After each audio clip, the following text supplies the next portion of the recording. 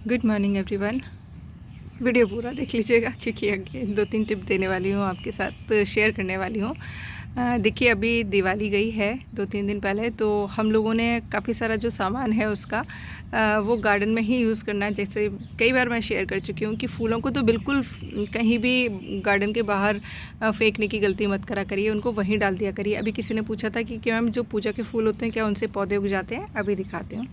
करवा चौथ पर मैंने जो फूल माला यूज़ की थी उसके जितने भी फूल थे मैंने पॉट्स में स्प्रिंकल कर दिए थे। तो देखिए, इसमें एक ये पौधा निकल आया है, और भी निकल आते चूँकि पर 3-4 दिन पानी डाला है मेरी हेल्पर ने, तो वो थोड़े डिस्टर्ब हो गए। इधर से पौधे 2-3 और दिख रहे थे, वो ख़त्म हो गए, बट एक इसमें देखिए बच गया है। और इसमें तो देखिए कितनी सारी सैपलिंग्स जो है निकल आई हैं, ये देखिए। और इनमें से अगर 4-5 पौधे भी आपके पास रेडी हो गए ना, तो ये सबसे बड़ी बात होगी, ये प्लांट बहुत हेल्दी होंगे, फ्लावरिंग बहुत अच्छी होगी क्योंकि आपने अपनी मिट्टी में ही इनको तैयार किया है, और बहुत ही हेल्दी रहेंगे।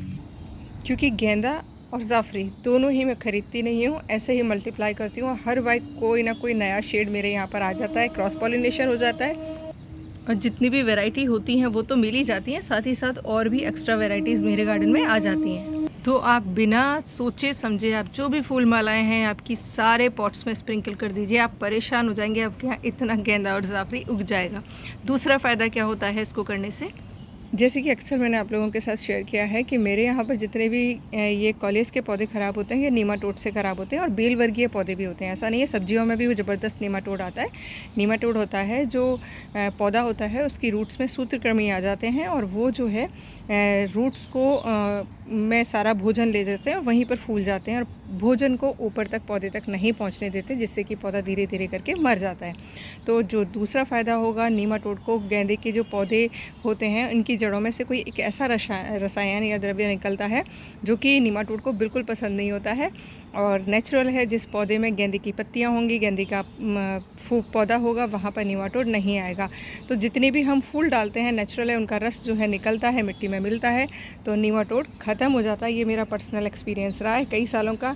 तो मैं सब्जियों वाले पौधों में तो लगाती हूँ, साथ ही साथ ये जितना भी मेरा फूलों का वेस्ट होगा वो सारा का सारा मैं कॉलियस में डाल देती हूँ। और जो चीज़ मैं बिल्कुल 100% आपको गारंटी के साथ बता रही हूँ कि जिन पौधों में, कॉलियस के पौधों में मैंने गेंदे के पौधे लगाए हुए हैं, उनमें नीमाटोड कभी नहीं आया है।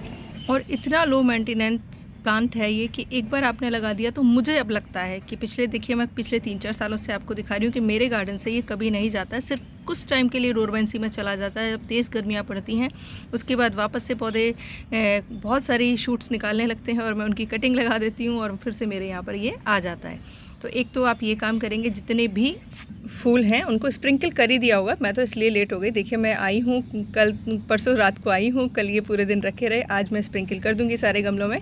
तो इनमें जो भी पका हुआ बीज होगा, पका हुआ बीज होता है, देखिए ये जिनका बिल्कुल ये ब्लैक पार्ट हो जाता है, ये दिख रहा है आपको काला वाला हिस्सा, ये एकदम ब्लैक होता है, तो ये पका हुआ फूल होता है, और इससे ईज़िली जो है प्लांट्स नए बन जाते हैं। दूसरा, अगर आपके पास ये एक्सेस में है तो आप इनका लिक्विड फर्टिलाइज़र बना दीजिएगा। आप इसको किसी भी बकेट में भर के रख दीजिएगा, 3-4 दिन काफ़ी है।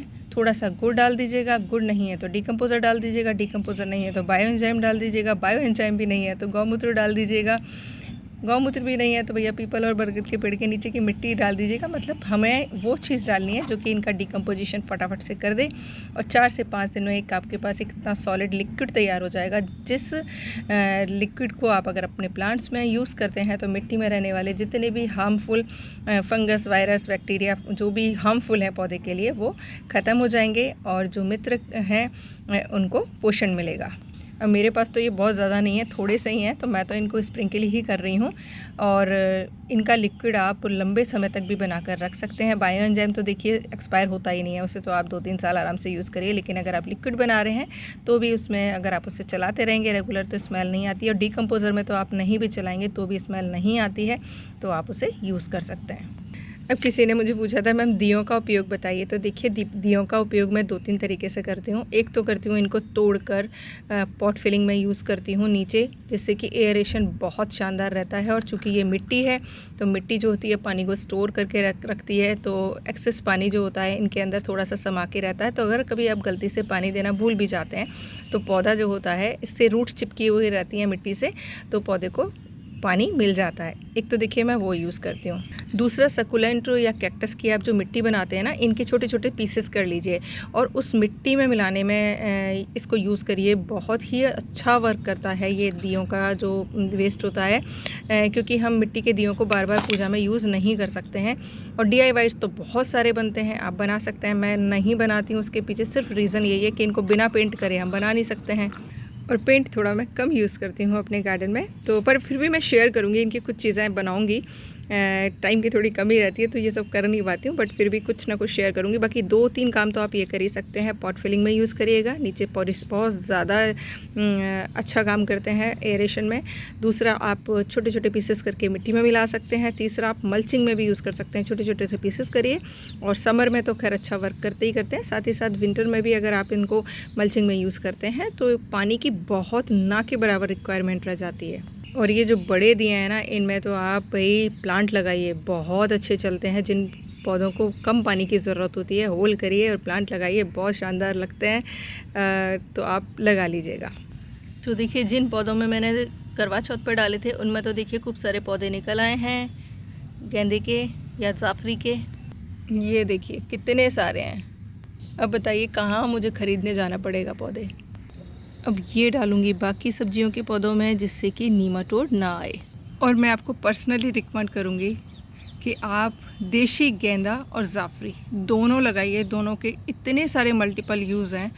जल्दी ही शेयर करूँगी अपने बैक टू नेचर वाले पेज पर कि आप क्या क्या चीज़ें बना सकते हैं। और 100% मैं आपको गारंटी देती हूँ कि वो चीज़ें आप बनाकर यूज़ करते हैं तो आपको बहुत ही शानदार रिज़ल्ट्स आने वाले हैं।